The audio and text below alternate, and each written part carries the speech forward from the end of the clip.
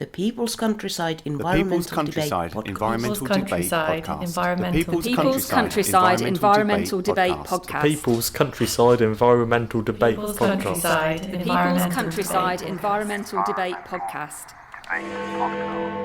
Can love exist without God? Does good death exist? This is the People's Countryside Environmental Debate Podcast, and this is a Polish grammar lesson again today. I'm Stuart the Wild Man Mabbott. He is. I'm William Manklow, and the person who's going to try his best to do the Polish today. Yeah, and so we have two listener questions from which you guys send in. We don't see them before we press record. We always try and bring them back to an environmental angle in some way, but sometimes it's impossible. Sometimes we try and come up with actions as well, but sometimes the actions are in the conversation. Yeah. So let's just see. Anyway, so hopefully 2026 is going okay for you so far. If it isn't, 2027 will be along soon. So what's the first question and who's it from? The first question is from Grzegorz. Yeah, almost. That is Grzegorz. Grzegorz. Yeah, okay. From where is he from? Grzegorz is from Opole. Opole! Fantastic. So Grzegorz. In Poland. The G is almost like in the back of the throat. Yeah, it? Grzegorz. Grzegorz. Yeah. It's almost like almost a silent G. Yeah. Grzegorz in Opole, Poland. So Grzegorz. You're gonna keep that. You're gonna keep that one in, aren't you? Go. I'll just say right now that that Stuart edits this podcast, so he'll keep all of my blunders in, and he edits all his out. He's always making blunders. You just don't hear them. Grzegorz, their question is: can love exist without God? Of course it can. Well, a lot of questions we get is it either or. Is it this? Is it that? Well, it can exist without God. Sometimes it needs God. But there's all these options out there. I know somebody who is deeply religious, and the love of God, love from God, and love from Jesus, it keeps them going. It's what motivates them in their life. So yeah, but it can do. Of course, it can do. Yeah. What is love, though? I mean, where do you start with that sort of question? Yeah. So if you don't know what love is, how do we know it even exists anyway, with or without God? Well, I can only talk from my own experience. Love is a feeling of acceptance. If you're playing tennis, it's a term for equality, because you're level. Level! Yeah, I think it's acceptance. It is caring. Those two words really do encapsulate it. It's a feeling of warmth. It's a feeling of sometimes just being. Often love for me is love for another person. Yeah. Love for an animal. I'm not talking about just the pet, but just the world around you, nature. That you're just allowing it to be what it is. What about for yourself? I question whether love exists. I also question with that. But you question if anything exists. Yeah, exactly. I question everything. You don't believe in anything. You don't believe anything exists. Yeah, I do. I do question if anything actually exists. Yeah, but so love is not. It's in that mix. Is part of it. You're not just pulling a love out of everything. You're just saying not much. Nothing really exists. Yeah, exactly. In that context, it makes sense. But with that context of not knowing whether love exists or not, is the exploration of whether it exists or not helped by the confusion around whether God exists or not? So if you believe God exists, are you more willing to accept love exists? If God doesn't exist, are you less willing? An action I would say right now is... I struggle how you join these up. Why does one have to exist and the other one doesn't? The action I've got is just, whatever you're doing right now, just stop and think to yourself right now, what does the word love mean to you? Whatever that, and see what answer comes back. When you asked me that, Stuart. 5 words then, Love. when you think of love. What 5 words come up when you think of love? Are you asking me or are you asking in general? You. Compassion, I would say caring, Right. kindness, truthfulness, and also the word touch in a way. So touch can be physical, but it can also be emotionally touched by something. Yeah, well, you were going to say just now when I said that you thought of. Did I interrupt you? No, that's carry on. Okay, it's interesting. Sometimes when you're exploring a word, think about 5 words that come to mind around that. That sometimes helps with that exploration. And that's for anything. That's also a good stress management tool as well. Yeah, it just buys you a bit of time before you react.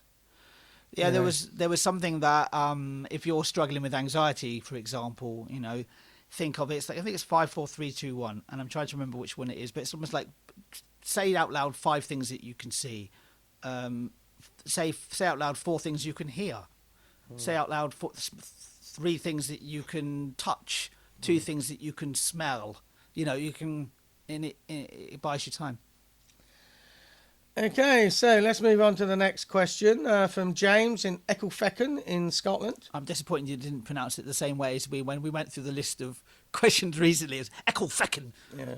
It was a little. It was not as aggressive as you did. Well, I'm a bit more sedated now on codeine, so James, nice rough edges have been beveled off. Right. It doesn't feel like it. But James in Ecclefechan, I'll just fill in for you. James's question is: does good death exist? What is good death? I think this has come up because we often talk about having a good death. For my life, my entire life is a preparation for the best death experience I can have. And a lot of Buddhists will say the same thing. It's just a process. So a good death, or some people would say a good death is a pain-free one. A quick death could be considered good. I would consider a good death is not just that moment. It's the process of your life leading up to that. So it can be your whole life. It's a good death. Life and death are all intrinsically enraptured. So I'd probably say a good death does exist. But again, we have to work out what our understanding of the word death is, like understanding of the word love. So what is death to you then? What is death? A process. Well, there was a question a long time ago: are things objects or processes? And I think my conclusion was I struggled to see anything in front of me that isn't a process. It might be an object, but it's subject to a process. Yes. All you need to do is look at any building. Yeah, it's a process. It's a process of deterioration. Yeah. So, what does death mean to me? It's the process of living. That's what it means to me. Death is happening on a cellular level continuously. And the reason why we end up dying and aging is because our bodies don't reproduce ourselves very well. Now, if you believe in reincarnation, it's still a process. You're born, you die, you move on to your next life. It's still a process. So if you don't believe in reincarnation, you live, you die. It's a process. So that's what death is. It's not just that moment. It's everything that leads up to it. And if you want to get on your deathbed and have all the things resolved that you want resolved, you need to resolve that in your life. Don't leave it until you're on your deathbed. I just remember Only Fools and Horses. Dalboy often used to say, on your mother's deathbed, Rodney, she said this. And there was one episode where Rodney said she took a long time to die because she didn't have to say a lot on her deathbed. Yeah. Yeah, that's a very well written joke. Yeah. It's just how long did she take to die? The concept of good death, it's not something I've really even thought about. But yeah, because death is the inevitable. Nobody escapes death. Not getting out of this alive. There aren't many people that could say that they are, because there are 2 deaths in a way. One is your own physical death, and the second is, and this is, you might believe in reincarnation, so you might not believe there's a death, but it's still an end of something, isn't it? But there are two. In my world, there are two deaths.